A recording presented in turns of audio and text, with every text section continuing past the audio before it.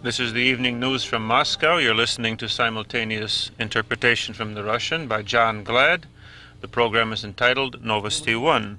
Good evening. This is the information television agency. My name is Sergei Medvedev. Today in the headlines,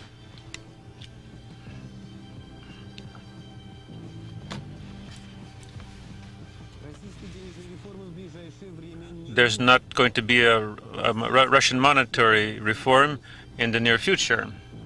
Yeltsin traveling through the Bryansk area. After Khasbulatov's statement, the Russian government is not about to resign.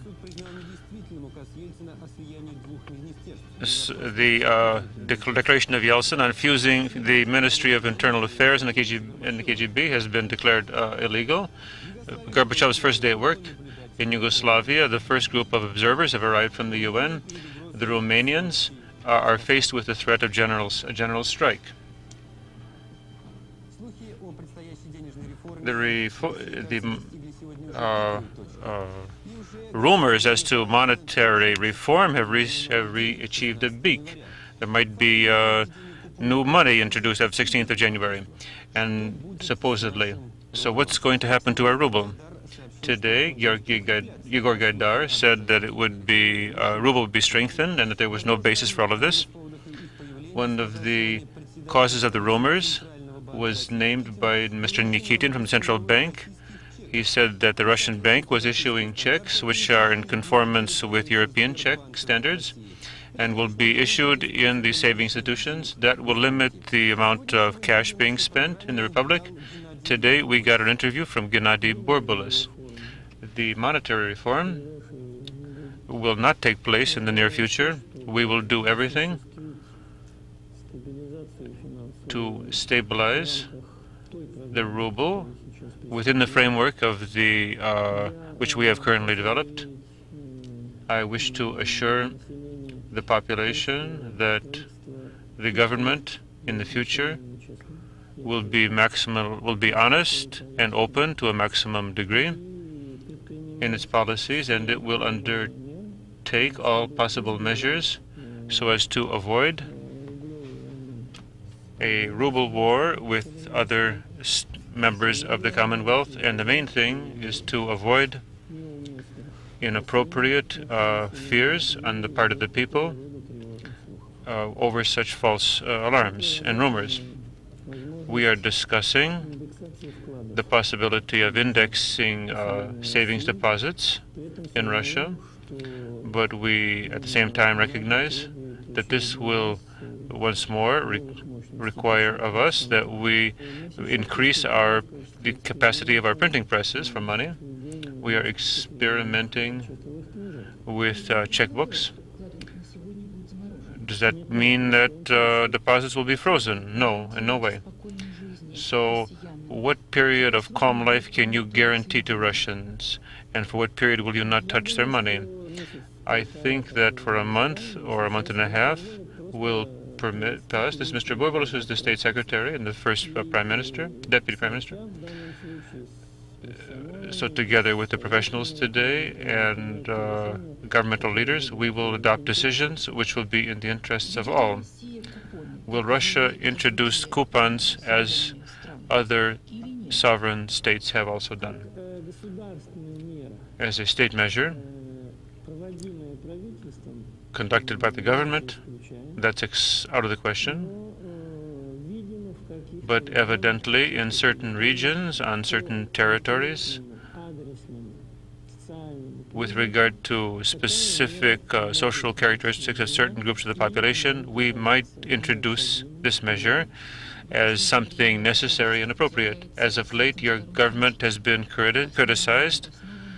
Whether this criticism is founded or not, but there is criticism, and the people are responding to it. I consider that it is offensive and naive to expect in 2 weeks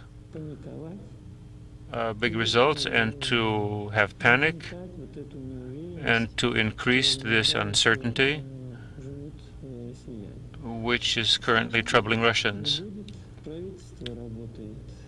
The government will function without panic and will not take such threats seriously. At the 11th day of the reforms, the government, there's been a proposal to replace the government.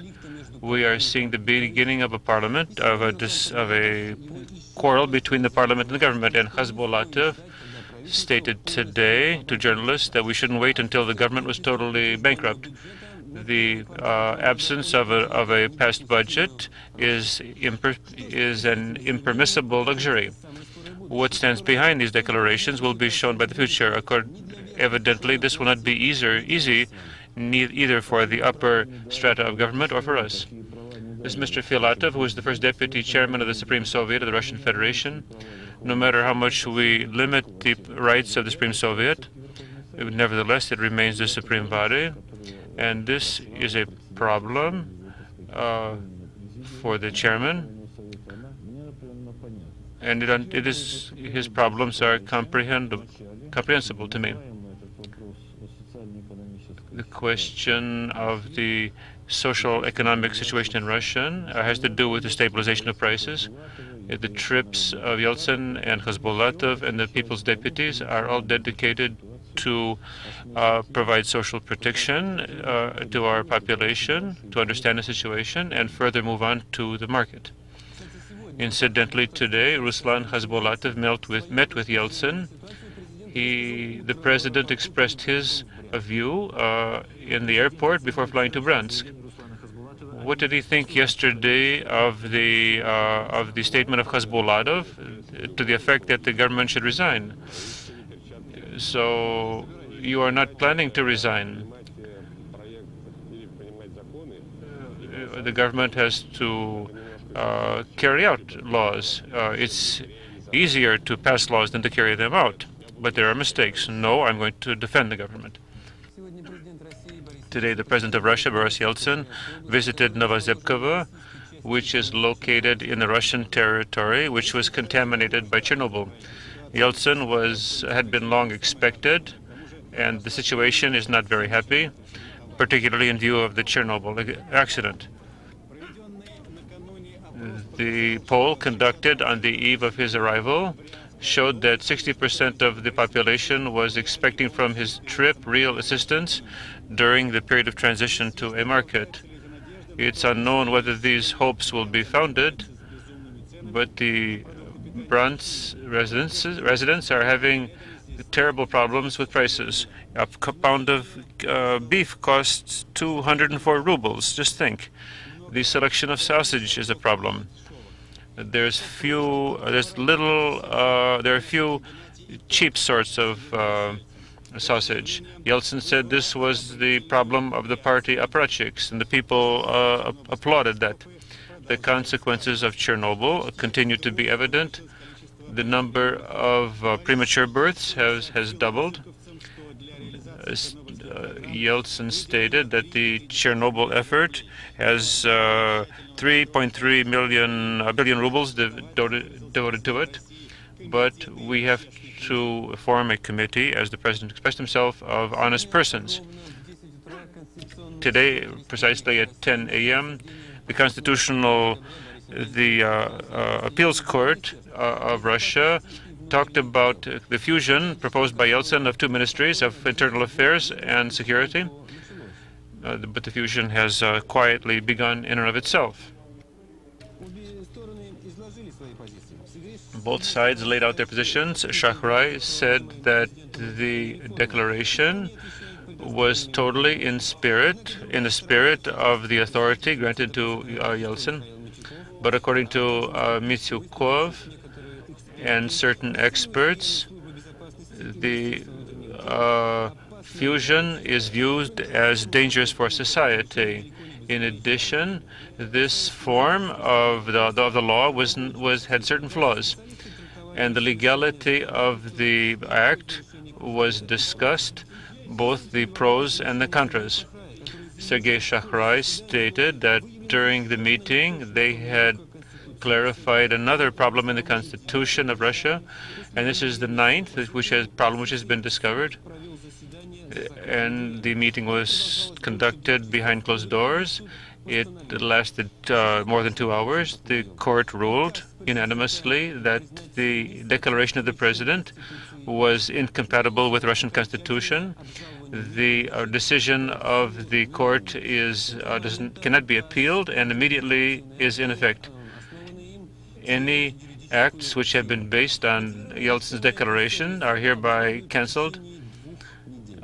This ruling will be published within the course of 2 weeks. The persons accused of taking part in the aborted coup are now contained in 120 volumes with regard to the persons who are on trial. On prices, as we all know, have